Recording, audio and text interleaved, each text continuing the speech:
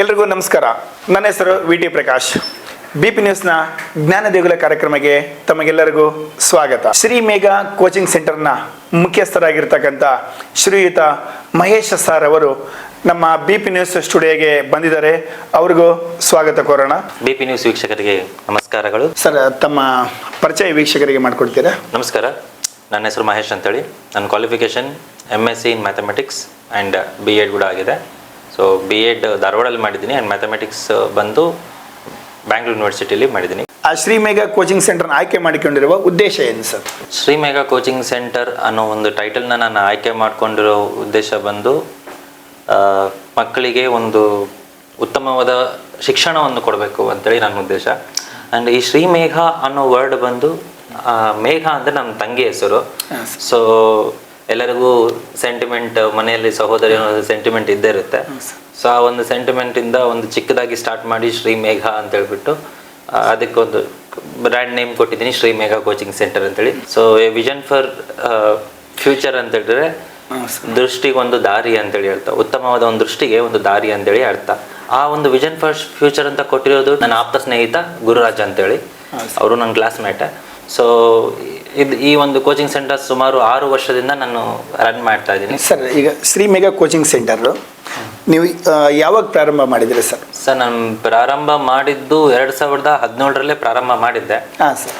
ಆದರೆ ಅದು ಕೆಲವು ನಾನು ಬೇರೆ ಊರಿಗೆ ಹೋಗಿ ಓದಬೇಕಾಗಿರೋ ಪರಿಸ್ಥಿತಿ ಇರೋದ್ರಿಂದ ಸ್ವಲ್ಪ ದಿನ ಅದು ರನ್ ಮಾಡಲಿಲ್ಲ. ಮತ್ತು 2021ಇಂದ 2021ರಿಂದ ಮತ್ತೆ ಪ್ರಾರಂಭ ಮಾಡಿಬಿಟ್ಟು ಟ್ಯೂಷನ್ನ ಕಂಟಿನ್ಯೂ ಆಗಿ ಮಾಡ್ಕೊಂಡು ಹೋಗಿ. ಮೊದಲು ಚಿಕ್ಕದಾಗಿ ಒಂದು ರೂಮಲ್ಲಿ ಸ್ಟಾರ್ಟ್ ಮಾಡಿದ್ದೆ.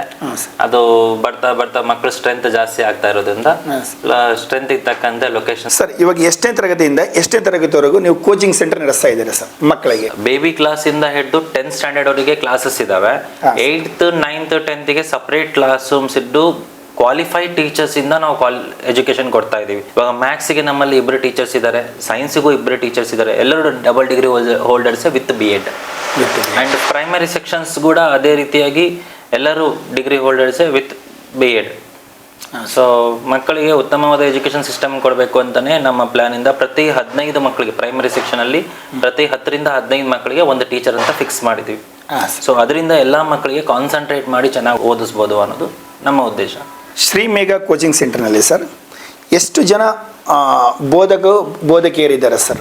ನಮ್ಮಲ್ಲಿ 8 ಜನ ಬೋಧಕಿಯರಿದ್ದಾರೆ ಸರ್. ಈಗ 2026-27 ಸಾಲಿನಲ್ಲಿ ಎಷ್ಟು ಜನ ಮಕ್ಕಳು ಬರ್ತಾ ಇದ್ದಾರೆ ಸರ್? ಇವಾಗ 2026-27 ಇಸ್ವಿನಲ್ಲಿ ಪ್ರೆಸೆಂಟ್ 85ರಿಂದ 100 ಮಕ್ಕಳಿದ್ದಾರೆ ಸರ್. ನಮ್ಮಲ್ಲಿ ಮೊದಲನೇದಾಗಿ ಮಾಡೋದು, ನಾವು ತುಂಬ ಗ್ರ್ಯಾಂಡಾಗಿ ಮಾಡೋದು ಅಂದರೆ ಗುರುವಂದನಾ ಕಾರ್ಯಕ್ರಮ. ಈ ಗುರುವಂದನಾ ಕಾರ್ಯಕ್ರಮದ ಉದ್ದೇಶ ಏನಂದರೆ, ಪ್ರೈವೇಟ್ ಸ್ಕೂಲ್ ಟೀಚರ್ಸಲ್ಲಿ ತುಂಬ ಕಡಿಮೆ ಸ್ಯಾಲ್ರಿಗೆ ಯಾರು ವರ್ಕ್ ಮಾಡ್ತಾ ಇರ್ತಾರೆ ಅಂಥ ಟೀಚರ್ಸ್ನ ಗುರುತಿಸ್ಬಿಟ್ಟು ಕನಿಷ್ಠ ಅಂದರೂ 25ರಿಂದ 30 ಜನ ಟೀಚರ್ಸ್ಗೆ ನಮ್ಮ ಒಂದು ಇನ್ಸ್ಟಿಟ್ಯೂಟಲ್ಲಿ ಪ್ರತಿ ವರ್ಷ ಶಿಕ್ಷಕರ ದಿನಾಚರಣೆ ಎಂದು ನಾವು ಅವರಿಗೆ ಗುರುವಂದನಾ ಕಾರ್ಯಕ್ರಮ ಮಾಡಿ ಅವರಿಗೆ ಒಂದು ಗೌರವವನ್ನು ಕೊಡ್ತೀವಿ ಸರ್. ಅಲ್ಲಿಂದ ನಮ್ಮದು ಪ್ರಾರಂಭ ಆಗುತ್ತೆ ಕಾರ್ಯಕ್ರಮಗಳು. ಅದಾದಮೇಲೆ ಮಕ್ಕಳ ದಿನಾಚರಣೆ ಮಾಡ್ತೀವಿ, ಅದಾದಮೇಲೆ ಸರಸ್ವತಿ ಪೂಜೆ ಮಾಡ್ತೀವಿ.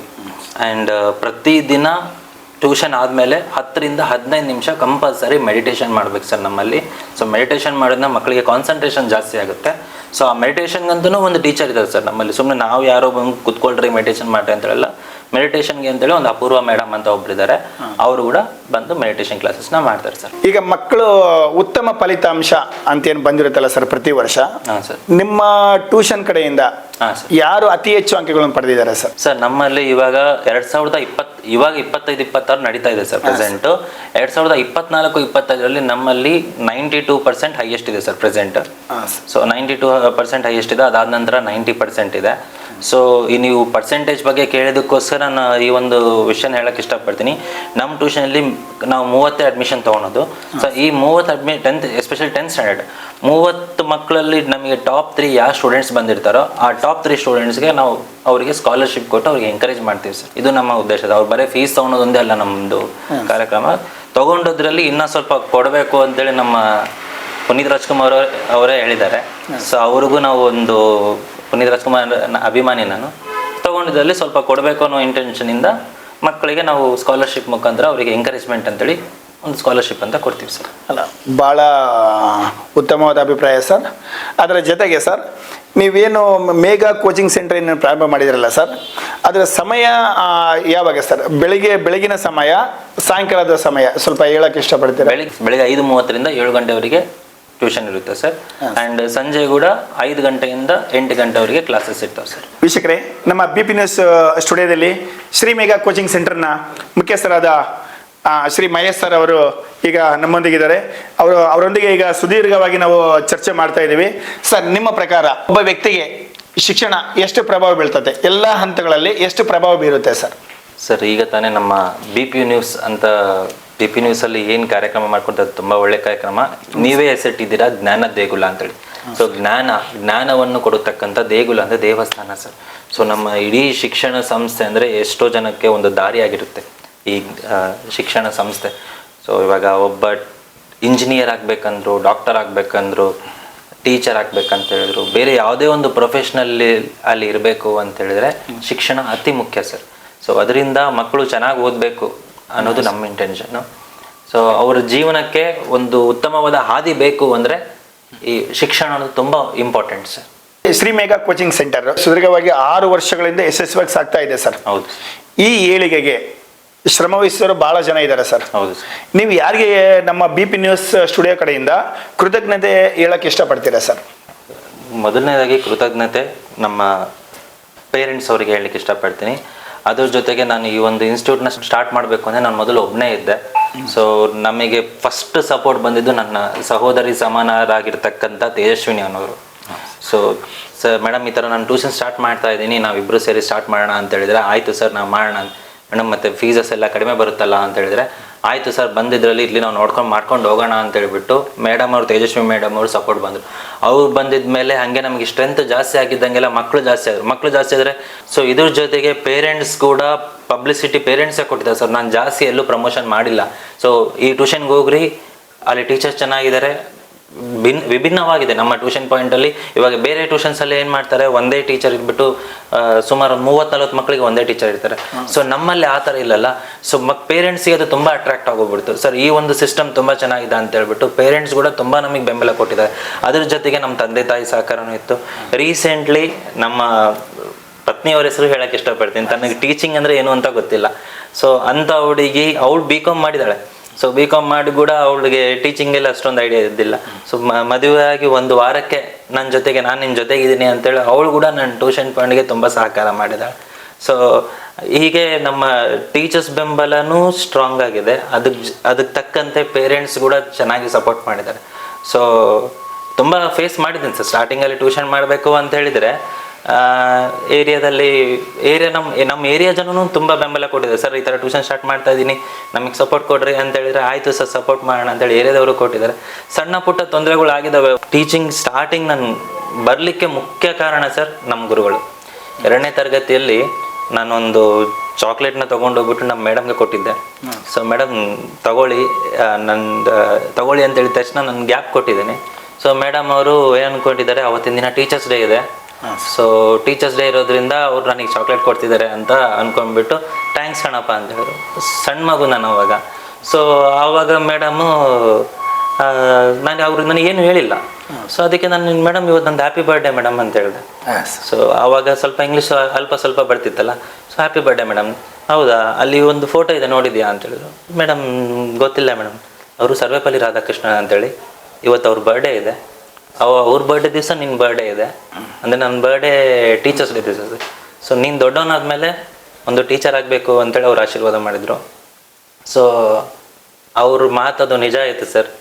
ನಮ್ಮ ಸುಜಾತಾ ಮೇಡಮ್ ಅಂತೇಳಿ ಅವರು ಅದೇ ರೀತಿ. ಮತ್ತು ಸ್ಕೂಲ್ ಕೆರಿಯರ್ ಸ್ಟಾರ್ಟ್ ಮಾಡಿದ್ದು BSc ಫೈನಲ್ ಇಯರ್ ಇದ್ದಾಗ ಸ್ಟಾರ್ಟ್ ಮಾಡಿದ್ದು. ಸೊ ನಾನು ಬೆತೆಸ್ತಾ ಅಂತೇಳಿ ನಾನು ಅದೇ ಶಾಲೆಯಲ್ಲಿ ಓದಿದ್ದು. ಅದೇ ಶಾಲೆಯಲ್ಲಿ ನನಗೆ ಶಿಕ್ಷಕನಾಗೋ ಒಂದು ಅವಕಾಶ ಸಿಕ್ತು. ಪ್ರಥಮ ಬಾರಿ ಆ ಸ್ಕೂಲಲ್ಲಿ ನಾನು ಫಸ್ಟ್ ಸ್ಟೆಪ್ಪೇ 9th 10th ಕ್ಲಾಸಸ್ಗೆ ಸ್ಟಾರ್ಟ್ ಮಾಡಿದೆ ಪಾರ್ಟ್ ಟೈಮ್. ಸೊ ಆವಾಗಿಂದ ನಾನು 2014ರಲ್ಲಿ ಸ್ಟಾರ್ಟ್ ಮಾಡಿದೆ ನಾನು ಟೀಚಿಂಗ್ ಕೆರಿಯರ್. ಸೊ ಅವರು ನನಗೆ ತುಂಬ ಸಹಕಾರ ಕೊಟ್ಟರು. ಅಲ್ಲಿ ಕೂಡ 2014ರಲ್ಲೇ ನನಗೆ ಅವಾಗ ಸುಮಾರು ಒಂದು 20 ವರ್ಷ ಅಂದ್ಕೊಳ್ತೀನಿ ಸರ್. ಸೊ ಆವಾಗಲೇ ನಾನು 100% ರಿಸಲ್ಟ್ ಕೊಟ್ಟೆ, ಅದು ನಾನು ಹೆಮ್ಮೆಯಿಂದ ಹೇಳ್ಕೊಳ್ತೀನಿ. ಸೊ ನನ್ನ ಟೀಚಿಂಗ್ ಕೆರಿಯರ್ಗೆ ಪ್ರತಿಯೊಂದು ಶಾಲೆಯಲ್ಲೂ ನನಗೆ ಚೆನ್ನಾಗಿ ಬೆಂಬಲ ಕೊಟ್ಟಿದ್ದಾರೆ. ಅದೇ ರೀತಿಯಾಗಿ ಇವಾಗ ಈ ಒಂದು ಮಟ್ಟಿಗೆ ನಾನು ಬೆಳೀಲಿಕ್ಕೆ ಕಾರಣ ನಮ್ಮ ಟ್ಯೂಷನ್ ಮತ್ತೆ ಇನ್ನೊಂದ್ಸತಿ ನಾನು ಟ್ಯೂಷನ್ ಪೇರೆಂಟ್ಸ್ ಅಂತಲೇ ಹೇಳಕ್ಕೆ ಇಷ್ಟಪಡ್ತೀನಿ, ನಮ್ಮ ಟೀಚರ್ಸ್ ಅಂತ ಹೇಳಕ್ಕೆ ಇಷ್ಟಪಡ್ತೀನಿ, students. So students effort is ತುಂಬ ಇಂಪಾರ್ಟೆಂಟ್ ಸರ್. ಯಾಕಂತ ಹೇಳಿದರೆ ಸೊ ಬರೀ ಒಂದು ಕೈಯಿಂದ ಏನು ಹಿಂಗೆ ಈ ಥರ ಮಾಡಿದರೆ ನಮಗೆ ಸೌಂಡ್ ಬರಲ್ಲ, ಎರಡು ಕೈ ತಟ್ಟಿದ್ರೇ ಚಪ್ಪಾಳೆ.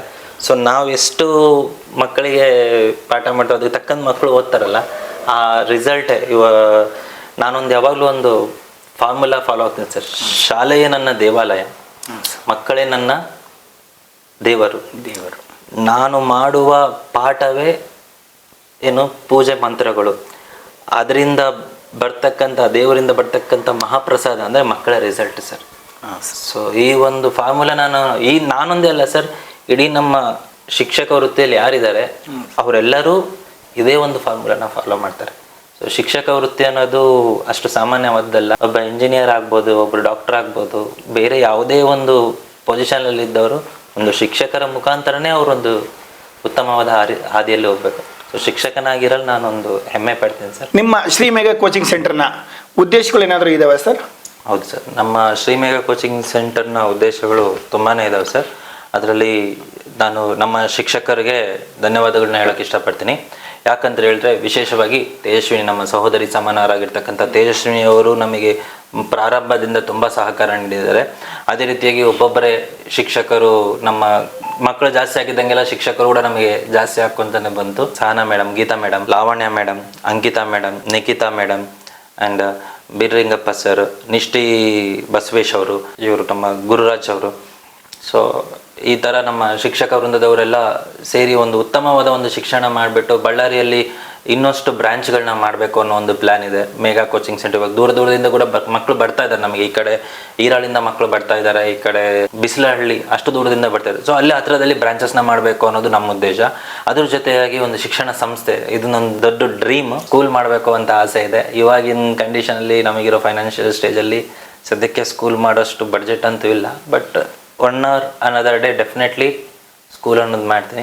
ಸೊ ಇನ್ನೊಂದೇನು ಹೇಳಬೇಕು ಅಂತೇಳಿದರೆ, ಇವಾಗ ಯಾವುದೇ ಕೋಚಿಂಗ್ ಇಲ್ಲಿ, ಇವಾಗ ಪೊಲೀಸ್ ಎಕ್ಸಾಮ್ ಇರ್ಬೋದು, ಯಾವುದಾದ್ರೂ ಗೌರ್ಮೆಂಟ್ ಕಾಲ್ ಫಾರ್ ಆಗಿದ್ರೆ ಎಲ್ಲ ಎಕ್ಸಾಮ್ಸ್ ಅಂತ ಹೇಳಿದರೆ ಎಲ್ಲರೂ ಪ್ರತಿಯೊಬ್ಬರು ತುಂಬ ದೂರ ಹೋಗ್ತಾರೆ ಸರ್. ಲೈಕ್ ಧಾರವಾಡಕ್ಕೆ ಹೋಗ್ತಾರೆ, ಬೆಂಗಳೂರಿಗೆ ಹೋಗ್ತಾರೆ. ಈ ಬ್ಯಾಂಕ್ ಕೋಚಿಂಗ್ ಅಂತ ಹೇಳಿದರೆ ನಂದೇ ಅಲ್ಲ, ಅಷ್ಟು ದೂರ ಹೋಗ್ತಾರೆ. ಆ ಒಂದು ಕೋಚಿಂಗ್ಸ್ನ ನಾನು ಕಡಿಮೆ ಮೊತ್ತದಲ್ಲಿ ನಮ್ಮ ಬಳ್ಳಾರಿಯಲ್ಲ ಈ ಮೇಘಾ ಕೋಚಿಂಗ್ ಸೆಂಟರ್ ಮುಖಾಂತರ ಕಾಂಪಿಟೇಟಿವ್ ಕ್ಲಾಸಸ್ ಕೂಡ ನಾವು ಕೋಚಿಂಗ್ ಕೊಡಬೇಕು ಅಂತೇಳಿ ನಮ್ಮ ಉದ್ದೇಶ. ಯಾಕೆಂತೇಳಿದ್ರೆ ರೀಸೆಂಟ್ಲಿ ನಮ್ಮ ಟ್ಯೂಷನ್ ಪಾಯಿಂಟಲ್ಲೇ ಮೇಡಮ್ ಅವರು, ಸಹನಾ ಮೇಡಮ್ ಅವರು ಸೆಲ್ಫ್ ಸ್ಟಡಿ ಮಾಡಿಬಿಟ್ಟು CA first round already clear ಮಾಡಿದ್ದಾರೆ.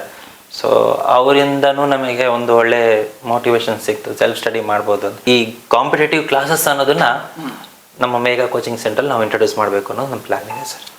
ಸೊ ಧನ್ಯವಾದಗಳು ಸರ್. ಕಾರ್ಯಕ್ರಮದಲ್ಲಿ ನೀವು ನಮ್ಮ ಜೊತೆಗೆ ಬಂದು ಸುದೀರ್ಘವಾಗಿ ಇಷ್ಟೊತ್ತು ಜ್ಞಾನೋದಯದ ಕಾರ್ಯಕ್ರಮದ ಬಗ್ಗೆ ವಿಷಯವನ್ನು ಭಾಳ ಸವಿಸ್ತಾರವಾಗಿ ಹಂಚ್ಕೊಂಡಿದ್ದೀರಾ. ಇದರ ಬಗ್ಗೆ ನಿಮ್ಮ ಅಭಿಪ್ರಾಯ ಹೇಳಿ ಸರ್. BP ನ್ಯೂಸ್ ಅವರಿಗೆ ಧನ್ಯವಾದಗಳನ್ನ ಹೇಳೋಕ್ಕೆ ಇಷ್ಟಪಡ್ತೀನಿ.